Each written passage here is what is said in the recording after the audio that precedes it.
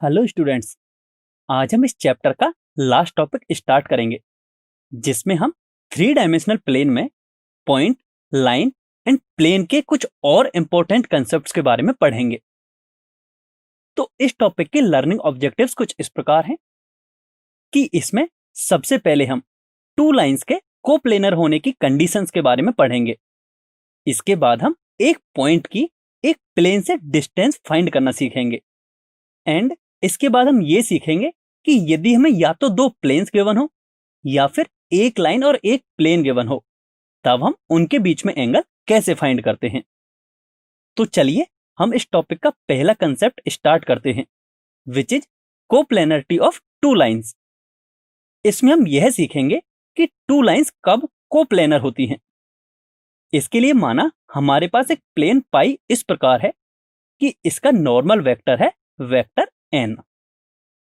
अब माना line L1 कुछ इस प्रकार से है एंड लाइन L2 कुछ इस प्रकार से है। अब हम क्लियरली देख सकते हैं कि दोनों लाइंस सेम प्लेन पाई में हैं, जिसका मतलब ये है कि ये दोनों लाइंस कोप्लेनर हैं। अब हम इनके कोप्लेनर होने की कंडीशन मैथमेटिकली फाइंड करते हैं।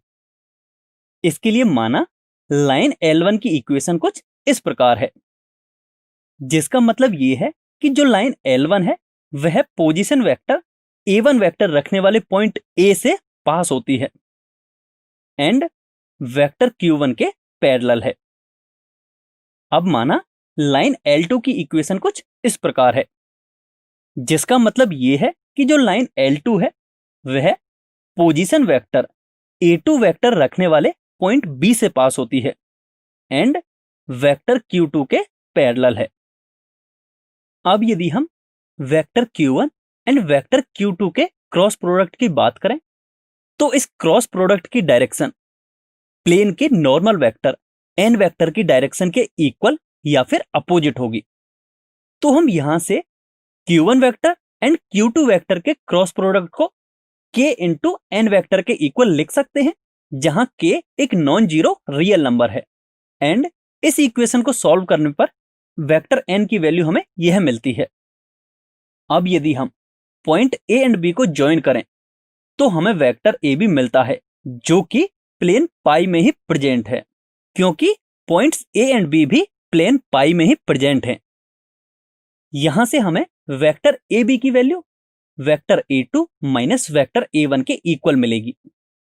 अब हम जानते हैं कि प्लेन के लिए जो नॉर्मल वेक्टर होता है वह प्लेन के परपेंडिकुलर होता है, जिसका मतलब ये है कि प्लेन का जो नॉर्मल है वह प्लेन में प्रेजेंट प्रत्येक वेक्टर के भी परपेंडिकुलर होता है। अतः हम कह सकते हैं कि जो vector AB and vector n है वो परपेंडिकुलर होंगे। दैट मीन्स इनका यदि हम डॉट प्रोडक्ट करें तो वह हमें 0 के इक्वल मिलेगा। अब हम यहां से vector AB and vector n की वैल्यू इस इक्वेशन में सब्स्टिट्यूट करें तो यह इक्वेशन कुछ इस प्रकार की हो जाएगी, जिसे सिंप्लीफाई करने पर हमें यह मिलता है।